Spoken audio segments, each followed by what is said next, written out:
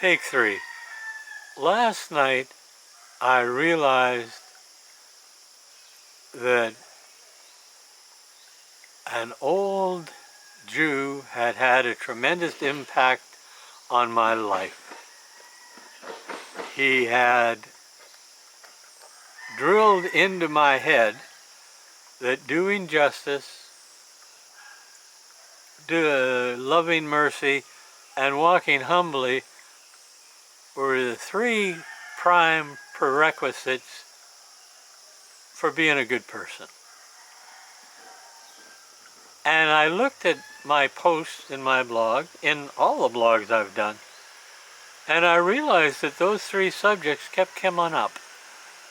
So I have decided to rename my blog and to just accept who and what I am and blog away at that. And for those of you that don't like it, I'm sorry.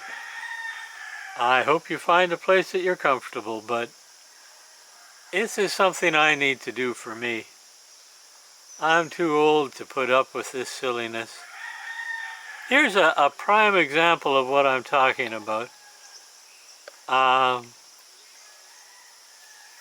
saw a posting by a vegan on Twitter. And just for the record, I was a vegetarian before this vegan was even born. And then I went back to eating meat, but I have been a vegetarian for a year or 2.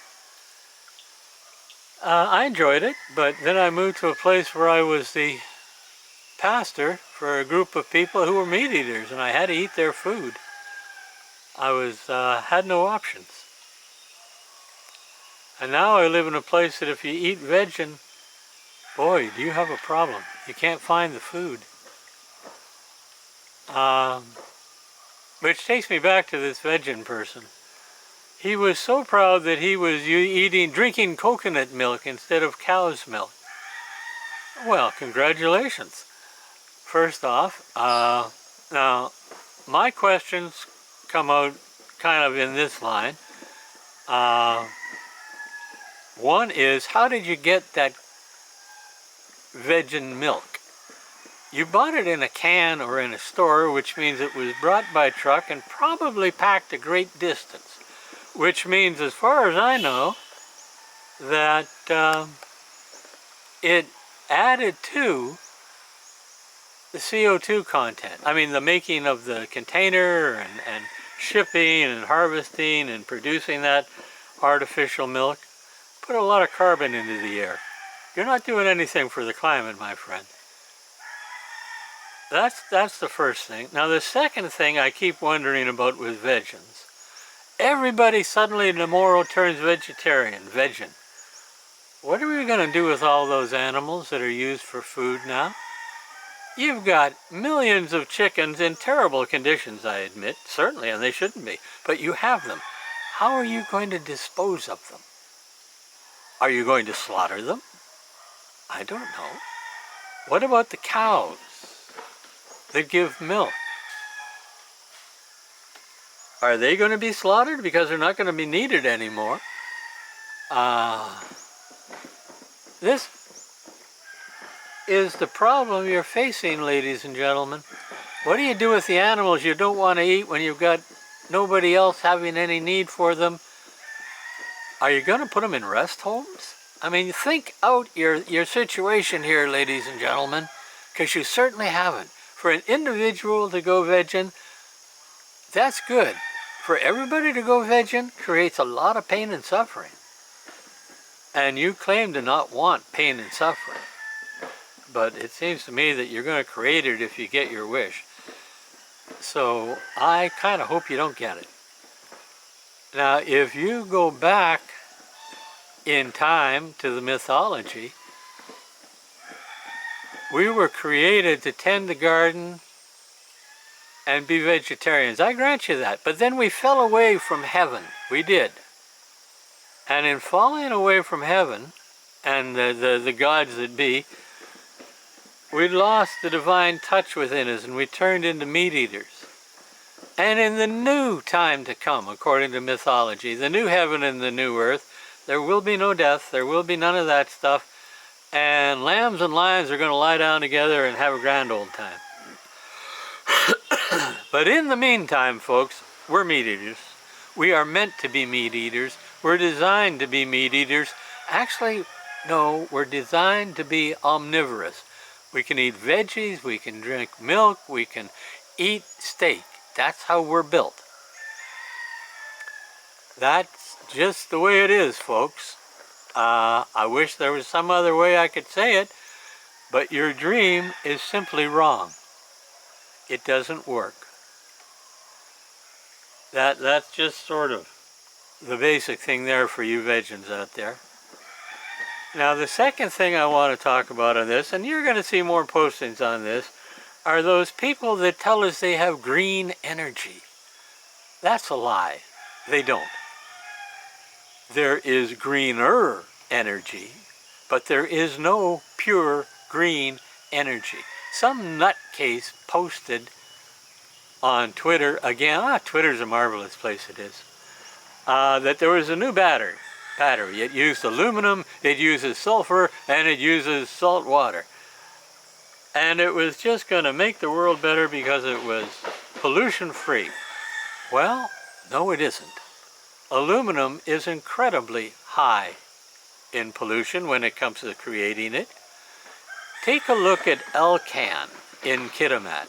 Then go over to Camano and take a look at the power setup they created there. They diverted one river into a mountain. I mean, they drilled a hole and they just drained the river into the mountain, and they used that marvelous huge spillway to power some of the biggest turbines you've ever seen. And then they transported that over the mountains and into Kitimat. And in the process, they buggered up a lot more of the environment, wiped out a food source for the native people, and really kind of screwed the environment. Now, it is, I must admit, an incredible engineering feat. It was built at the height of the Cold War, and they built a nuclear-proof dam site, which is kind of cool. I've been in it. Got a grand tour of it, and it's impressive, folks. It's got this, if you ever watch Stargate SG-1, and they have this huge, we go into the mountain and there's these big blast doors, that's exactly what the power plant in Camano looks like. And then you have a half-mile of entrance tunnel with a curve at the end and more blast doors. Really quite impressive. It's no good for the environment. But this fellow thought a battery using aluminum was just the bee's knees. Let me tell you, folks, it isn't. There is no green energy. There's greener. Germany of late has decided, and the European Union, ever since Russia decided to play games with the oil and the gas supply, that nuclear power is green. Mind you, there's no way to store the waste materials. And right now, the biggest concern that I know of in the Ukrainian-Russian war is whether or not somebody's going to blow up the largest nuclear power plant in Europe. And if they do, what type of a mess is it going to make? Nuclear power is greener than coal power, but it's not green, folks, and it's incredibly dangerous. Natural gas has been touted as, oh, this is the great transition fuel. Well, natural gas, look it up on the web, when you count in the drilling and the slaking and how they have to get it to the surface, and then all of the leakage and what have you in the pipelines, it's as dirty as coal. It's not a clean fuel. It's not even a cleaner fuel when you add everything together. The fact is, folks, that carbon-based or nuclear-based fuel is all dirty. You can have cleaner, but it ain't going to help. Something to consider here, just for a moment.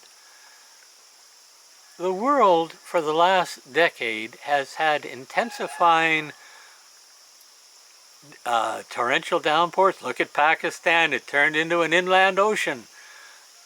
heat waves, take a look at the Southwest America or Europe. The climate has changed, and it has changed because of a 1 degree increase in worldwide temperature. 1 degree! And what they're trying to do is limit it to 1.5 degrees, and they're not succeeding, by the way.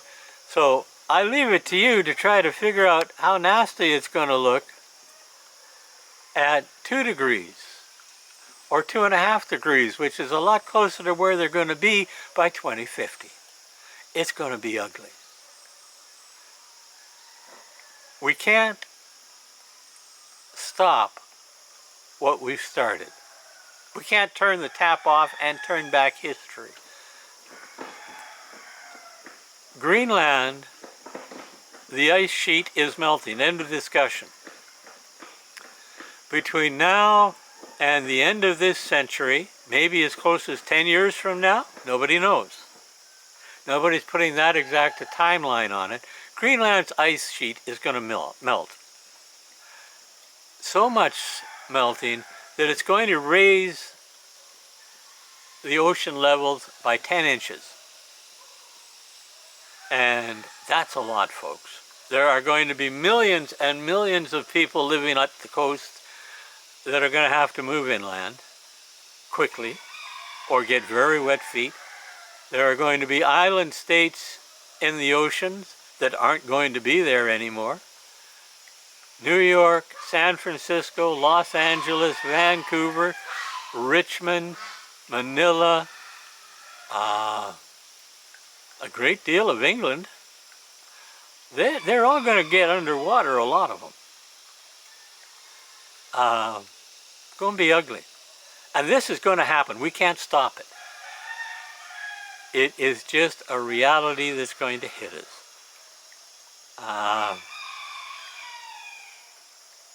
How do we solve this with justice? Well, and mercy and humility. Okay, this is only a thought here, folks, but back in the day, the Jews, or who would become Jews, he's going to go away. No, he's going to stay there. Well, come on up, come on up. No, he left. He left. There was this gorgeous butterfly. Well, we'll just put the camera back to that. That's a nice looking image. When the Jewish people started to be powerful and have land and followed their God, God took a look down according to their sacred scriptures and said, wait a minute, boys and girls, you are the chosen people. That doesn't make you the best people. That makes you my people and my example to the world of how humans are supposed to live. Let's put it that way. And you're not treating your neighbors very good. So here's what you're going to do.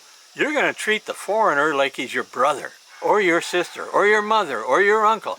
You're going to treat the foreigner like you treat one of your own because he is, or she is, or they are, because, you see, I made everybody. And that's how you will behave to the outsiders. They will not be outsiders. They will be us, with very few differences. We've forgotten that. If we put that into effect now, then those of us with the ability to help the Pakistanians, is that how that would work? I don't know. Should be doing it, but we're not. We're not helping to save life, we're helping to kill people over in Ukraine. We're better at killing than saving, it seems. But if we were to treat the global warming and the new patterns of drought and rain from a do justice, love mercy, walk humbly perspective, we'd find a way to help our brothers and sisters. And we would do it because they are our brothers and sisters. Simple as that. But we're not doing that. And because of that, when you work it back, it's just not getting better. The rich are getting richer, the poor are getting poorer, and the meek are inheriting the mud. That's all. Nothing more. This isn't right, ladies and gentlemen. We have one chance to survive this as one people, and this is it. If we let it go past this, it won't work. The refugee problem from the global climate crisis will become so great it turns into a war. The ownership of water and rare earths and minerals and natural resources will turn into wars. If we can't learn to share, we're going to have to learn how to bury the ones we love before they should be buried. And I think at that cheerful note, I'm going to end this one, and I'll put this up on the blog. I'm going to have to do a little splicing. I went a little long, but there you go. We have a chance, folks. If we can become the one we are meant to be, we can survive this. We can stop it. We can outlast the effects we've caused and find a way to live humbly and walk gently on the earth, doing justice and giving mercy. We can do that, but it's going to take all of us. So for now, before my camera gets too steamed up, I'm going to call this a movie. Bye for now, folks.